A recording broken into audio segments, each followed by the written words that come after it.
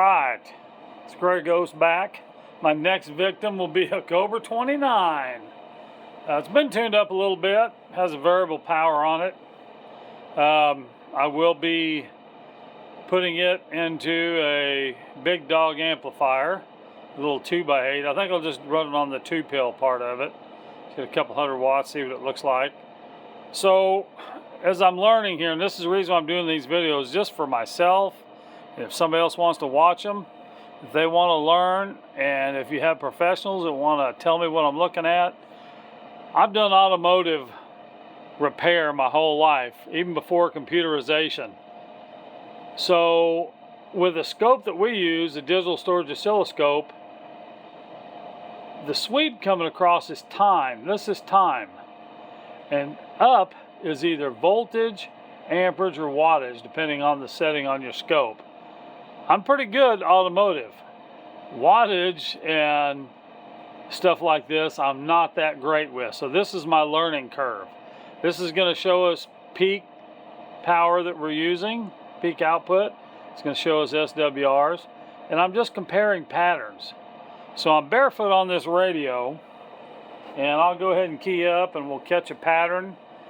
Not sure what it's supposed to look like, but we'll just take a look. Audio.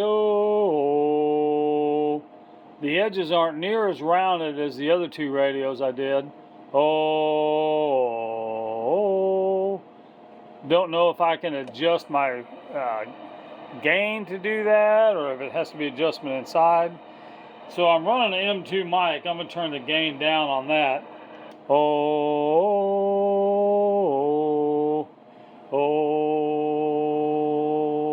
Raising the gain didn't really seem to help any. So, having said that, I'm going to flip on the 2-pill. We'll see how that changes our pattern. Oh, you can see the wattage go up. Audio, test 1, 2. Audio, probably around 200 watts. And the pattern definitely looks different. It's got to be the radio doing it, I'm sure.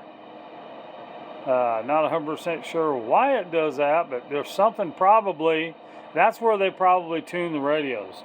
Either this pattern, is supposed to be good, or the other ones that were a little wider and rounded off. That's the studying I've got to do. I'll bet somebody's tuned this one up, and please, if I'm wrong, just tell me. And I'm sure I am. Oh,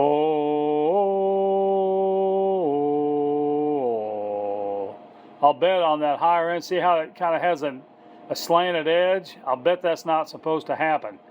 Audio. I'll just bet that that's not a very good pattern. That's just a guess, because I ran 955 and ICOM 7300, and they did not even look like that. But I've had good reports on this radio. I'm going to really get mean. Turn the 8-pill on. I won't get real mean with it. I won't crank it all the way up. It's got a variable. We'll just see, getting around 1,000 watts or 800 to 1,000. We'll see. Oh.